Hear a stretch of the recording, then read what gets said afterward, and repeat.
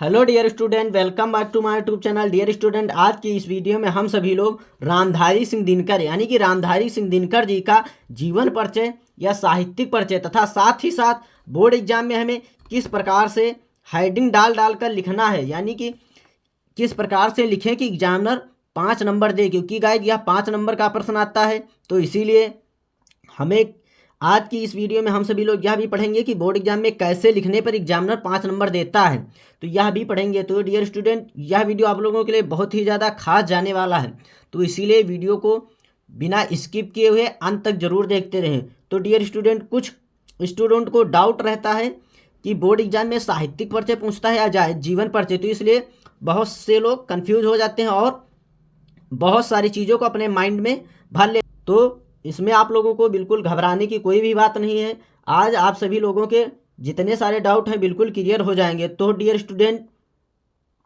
Board exam में question पूछा जाता है कि रामधारी सिंह दिनकर जी का यानी कि रामधारी सिंह दिनकर जी का साहित्यिक परिचय देते हुए उनकी प्रमुख कृतियों का उल्लेख कीजिए, क्योंकि साहित्यिक परिचय पूछता है ना कि जीवन परिचय। तो इसीलिए हम सभी लोगों को क्या लिखना है, साहित्यिक परिचय। तो जीवन परिचय को याद करके भी नहीं जाना है और साहित्यिक परिचय को बिल्कुल अच्छी तरीके से तैयार करके जाना है, क्योंकि साहित्यिक परिचय पूछता है और उनकी प्रमुख कृतियों का उल्लेख कीजिए। तो इस प्रकार से क्वेश्चन पूछा जाएगा। तो डियर स्टूडेंट, आप लोगों को कंफ्यूज तो बिल्कुल भी नहीं होना है। तो आज की इस वीडियो में मैं एक एक हेडिंग वाइज बता दूंगा कि किस प्रकार से आप लोग बोर्ड एग्जाम में लिखें जिससे एग्जामिनर आपको 5 नंबर दे। राइटिंग आप लोगों को ध्यान देना है, क्योंकि राइटिंग का विशेष ध्यान रखना है।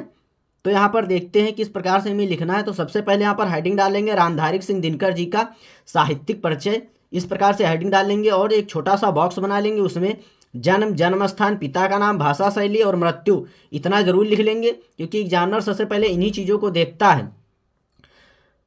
अगर आप कोई किसी का भी जीवन परिचय लिखना, अगर उसका जन्म, जन्म स्थान, पिता का नाम, भाषा शैली और मृत्यु पता है, तो आप उसका जीवन परिचय बिल्कुल अच्छी तरीके से लिख सकते हैं। तो ये बॉक्स जो है ये बहुत ही ज़्यादा इंपॉर्टेंट होता है, क्योंकि इसको अगर याद कर लिया आपने अच्छी तरीके से, तो आप किसी का भी जीवन परिचय हो आप बिल्कुल आसानी पूर्वक लिख सकते हैं। तो यहाँ पर देखते हैं रामधारी सिंह दिनकर जी का जन्म कब हुआ था। इनका जन्म 1908 ईस्वी में हुआ था। जन्म स्थान सिमरिया मुंगेर, बिहार राज्य, मुंगेर जिला और सिमरिया नामक गांव में इनका जन्म हुआ था। और इनके पिता का क्या नाम था, रवि सिंह। और इनकी भाषा शैली जो है खड़ी बोली है। और इनकी मृत्यु 1974 ईस्वी में हुई थी। इतना गाइड जरूर लिखेंगे। इसके बाद इसी का थोड़ा सारांश यानी कि इसी के अंतर्गत और लिख देंगे, 1-2 लाइन का लिखेंगे।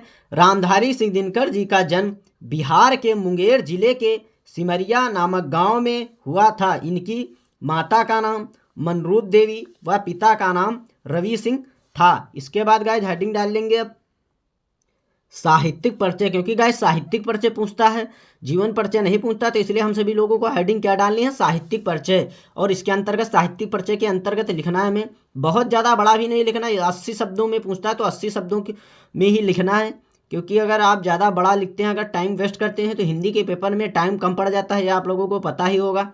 तो बिल्कुल अच्छी तरीके से याद करके जाना और फटाफट लिखना है। तो लिखेंगे इसके अंतर्गत, रामधारी सिंह दिनकर जी ने राष्ट्र प्रेम, लोक प्रेम आदि विभिन्न विषयों पर महत्वपूर्ण रचनाएं की हैं।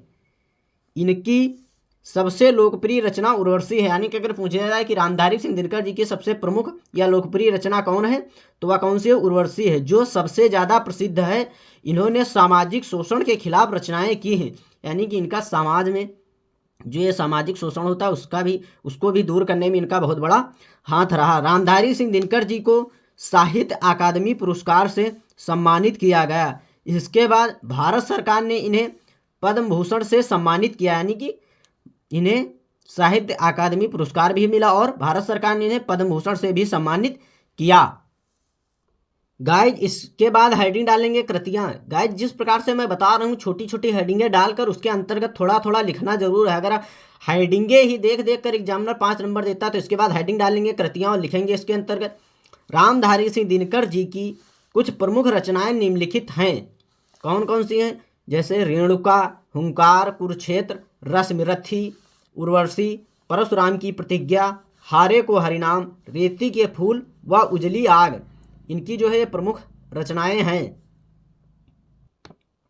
इसके बाद हेडिंग डालेंगे भाषा शैली, यानी कि रामधारी सिंह दिनकर जी की भाषा शैली क्या है, तो लिखेंगे रामधारी सिंह दिनकर जी की भाषा सरल, सुबोध, व्यवहारिक व खड़ी बोली है। इसके बाद गाइड हिंदी साहित्य में स्थान, यानी कि हिंदी साहित्य में इनका कौन सा स्थान है, यह भी लिखेंगे। तो यानी कि यह हिंदी साहित्य में किस लिए प्रसिद्ध हैं, तो हेडिंग डालेंगे हिंदी साहित्य में स्थान और इसके अंतर्गत लिखेंगे रामधारी सिंह दिनकर जी की गिनती सबसे प्रमुख कवियों में की जाती है। ये एक महान कवि के नाम से जाने जाते हैं गाइस, सॉरी गाइस यहाँ पर हैं होगा, जाने जाते हैं। ये भारतीय संस्कृत के जनक, रक्षक व क्रांतिकारी कवि थे। 24 अप्रैल 1974 ईस्वी में इनकी मृत्यु हो गई। कब यानी कि मृत्यु हुई, 24 अप्रैल 1974 ईस्वी में इनकी मृत्यु हो गई। अगर डियर स्टूडेंट आप हमारे यूट्यूब चैनल पर पहली बार आए हैं तो प्लीज़ हमारे यूट्यूब चैनल को सब्सक्राइब जरूर करें, वीडियो को लाइक करें एंड बेल आइकन को दबाना बिल्कुल भी ना भूलें, जिससे मैं जो भी वीडियो अपलोड करूं वो डायरेक्टली सबसे पहले आप तक जरूर पहुंचे, तो आप उस वीडियो को भी अच्छी तरीके से देखकर अपनी तैयारी कर सके। तो इसी तरह का साहित्यिक परिचय लेकर मिलते हैं अगली वीडियो में, तब तक के लिए गुड बाय।